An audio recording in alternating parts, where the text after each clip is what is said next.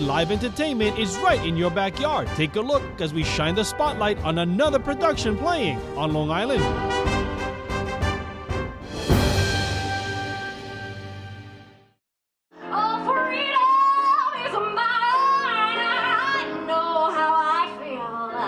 I'm originally from Overland Park, Kansas, totally Midwest.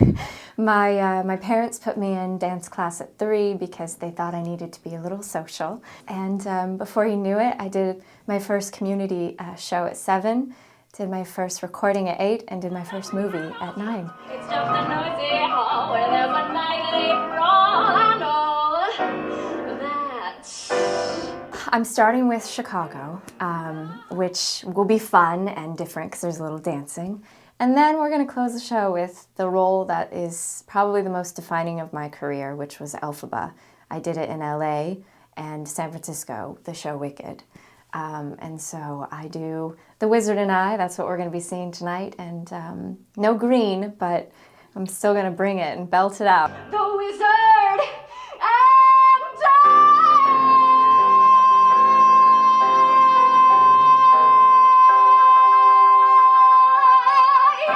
People have dreams and sometimes the dream finds them, and for Broadway, it was the dream found me. I grew up out of the country, primarily Germany and Japan, and so I didn't know too much about Broadway. And I moved to New York because I wanted to sing jingles and commercials. Just, you know, one door kept opening and I just kept walking through the doors as they opened. I'm just a man from Tennessee, can't be what I can't be. All I know is Memphis lives in me.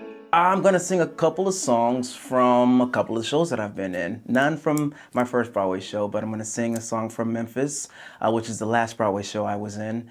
And I'm gonna sing a song from The Little Mermaid, which is always fun.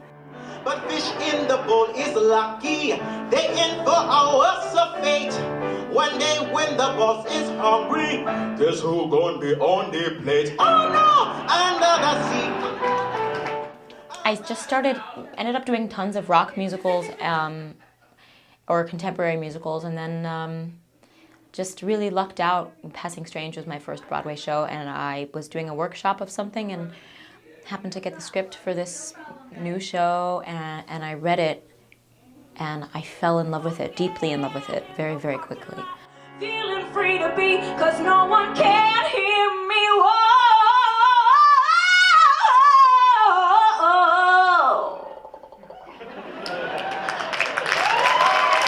Doing a couple of sweet, jazzy songs, a couple of classics, and then maybe like a little bit of a jazzy twist on something that's more like a classic musical theater. And that's gonna be nice for me. Just me for you, and you for me alone.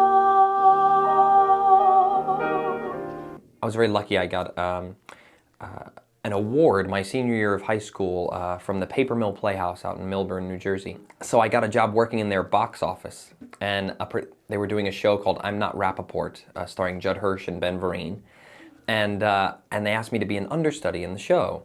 And I thought, well, I don't want to give up my salary in the box office. Is there any way I can work in the box office? And I'll give you my phone extension. And if you need me to go on, I'll come back and put the costume on and do it. And they let me. So I was understudying the show, working in the box office. And 2 weeks into that run, the producers came into the box office. I was 19 years old, and they said the show is moving to Broadway and we're bringing everyone. And 2 months later, I was in my first Broadway show. Hello, America, filled with romance. I'll pack up my cast and take you up on this chance. How did you hear you were nominated for a Tony? I'll give you the honest version, and you can decide what to do with the footage. But they said my name, and my wife, who was sitting to the left of me, went, "Oh!" And I said, "Holy!" And my phone went ting, and I looked, and it was my mom, and the text said, "Holy!"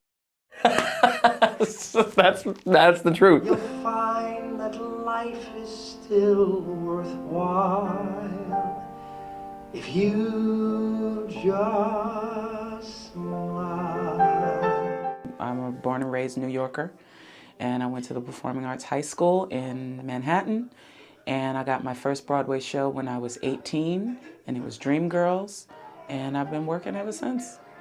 When they pass that basket, folks contribute to. You put in for mama, she'll put out for you.